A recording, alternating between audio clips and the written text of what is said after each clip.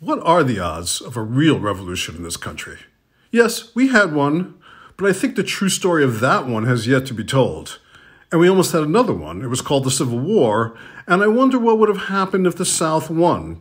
I don't think it would have gone smoothly for the Confederacy. But pulling off a bona fide revolution in this unwieldy country today would be a difficult undertaking. We don't just have colonists and Brits. We don't just have North and South. I mean, those were the good old days. Now we have North and South and East and West. We have black and white, but also brown and yellow and red. We have a left wing and a right wing, but we also have an extreme left wing and an extreme right wing. We have paramilitary organizations, militias, and decentralized cells. We have people that want to go back in time to some fantasy about the past, and people who want to leap forward into some fantasy about the future. How many people in this country are willing to die for a revolution? I don't blame you. What are you dying for? Some vague dogma that will never truly exist or be corrupted and destroyed or crushed? Like, who's in charge? Who's revolting? And what's the plan if you succeed? That's a big one. That's where most revolutions fail. When you hear about coups and military takeovers and revolutions in other countries, they are bloody and violent, of course. But with the guns in this country, a revolution here would result in mass genocide. But it's the plan. The plan is what brings down these revolutionary regimes. Either a bad plan or worse, no plan. Just anarchy and chaos. Look at January 6th. Anarchy and chaos, but no plan. When a regime succeeds, and I use that word in quotes, and it could be Castro or Mobutu, it's not about the politics. It's about the plan. That was the problem with the failed left-wing revolution of the 60s and the attempted right-wing revolution of January 6th. It's not about the revolution. It's about the day after the revolution. What's happening the day after? Are they cleaning up the dead and wounded? Where? How? Who's doing that job? Are you restoring or rebuilding the infrastructure? How do you even do that? Is there a switch that you pull and everything powers up? No. What about the media? A revolution usually requires a takeover of the media. Who's going on TV and the internet and social media, and what are they telling everybody? And what about all our shows? Are they canceled? Or will the revolution still allow Seinfeld reruns? A revolution without a leader often descends into disorder, but a revolution with a leader often leads to too much order, to totalitarianism. Think about what you love in your life. Are you willing to say goodbye to it? For good? For the promise of a better future sometime? In America, in a world of instant gratification, that's just not going to cut it. As I look at the Trump presidency, particularly surrounding the January 6th failed whatever you want to call it, everything from the insurrection to a dust-up, the thoughts that keep crossing my mind is, how did the right wing co-opt the revolution? For the left wing in the 60s and even into the 70s, revolution was their thing. It was their brand. How did the right wing steal their thunder? How do you have a right wing repressive racist revolution? What changed that allowed that fundamental shift to occur? We hear and see constantly about a heavily armed, violent right-wing revolution. We are seeing examples of it all the time, all around us. But what about a left-wing revolution? Is that possible? I mean, what even extremely progressive politician would fight for the revolution? Would AOC and Bernie Sanders support a left-wing insurrection the way right-wing politicians have? What will happen if extremists arrest or kidnap billionaires and take over their factories and turn them over to the workers? Would the workers support it? Maybe not. Hard to say. Certainly not guaranteed. Would the military respond? That's a definite yes. What if revolutionaries took over CNN or Fox and started broadcasting their agenda? Taking over the media used to mean taking over TV stations, newspapers, but today, most importantly, it would have to involve taking over or shutting down the internet and social media. This will literally bring our society to a standstill. This will likely bring our society to its knees. You also need a group of people ready to die for this goal. Do we even have that? Are you ready to not watch football on Sunday or the new season of whatever? Do you want to eat out more than you want change? It requires a certain will, and our will has been propagandized and seduced out of us and sold back to us as a product. Watch the revolution in a movie? Sure. Watch the post-apocalypse of the country in a limited series? What time is it on? But then when it's over, we turn off the TV or change the station to a food show or a game show or a sex on an island show. As well-meaning and well done as movies that depict recent historical events may be, above all else, they are products designed to make profits. They are commodities, and thus their existence serves as the ultimate proof that the system won. Even well-meaning documentaries. A revolution can't simply be mindless violence, not for very long. There has to be some point. Making things more equitable, making things more fair. Right now, left or right, the system isn't fair to anybody. When's the last time you thought about a revolution, a real revolution? I know we had an insurrection on January 6th, but wasn't that just revolutionary tourism? Hey, look, I got into the Capitol for free and I'm stealing souvenirs. Hardly a revolutionary agenda. As we've seen, a revolutionary leader must have psychopathic tendencies coupled with messianic aspirations and a foundation of knowledge. That's why many of these revolutionary leaders around the world have been former philosophy professors. You can't be stupid and lead a revolution. That's why Trump failed. Let's say you're a radical or an extreme leftist, or at least you think you are, and you know with very few exceptions, no actual Democrat represents your point of view. But you know if the Republicans pull off their plan, America will be, at the very least, a right-wing authoritarian country, and at worst, a fascist dictatorship.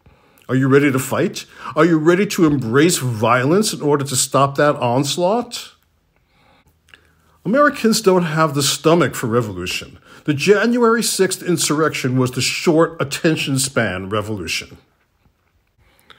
When people feel that things are unfair or inequitable in this country, most are not willing to face the reality that change requires changing the entire system.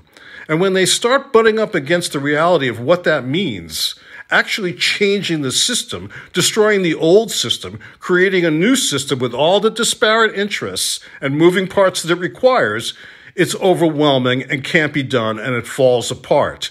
No matter how far it gets, ultimately it's doomed to fail. People believe that revolutions are won by weapons or politics or economics, and all of those are important components in a revolution. But we've also learned that hearts and minds, particularly, are crucial, essential to any revolutionary movements. Weapons are only important in terms of who's doing the talking. Weapons are only important in terms of who they're being pointed at. And who has been successful in this mass hypnosis, this propaganda, this war of persuasion, this war over people's minds? Who has been successful in winning that war? Is it the Republicans? Well, think about our government's regressive stances on abortion or trans rights, or about the violent blowback to critical race theory, or think about Stop the Steal. And when was the last time the Democrats won the war of the minds? And I might say that the last time that happened was during the Vietnam War. Let's talk about guns. Left-wing progressives, by and large, don't own guns unless they have a large cache of weapons that we don't know about.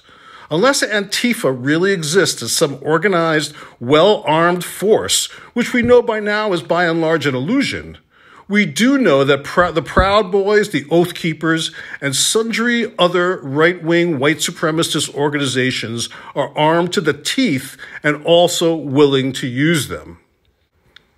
Another fundamental question that we see playing out in Russia: whose side is the military on? Whose side is law enforcement on? Much of the elements leading to revolution in this country are on the far right now.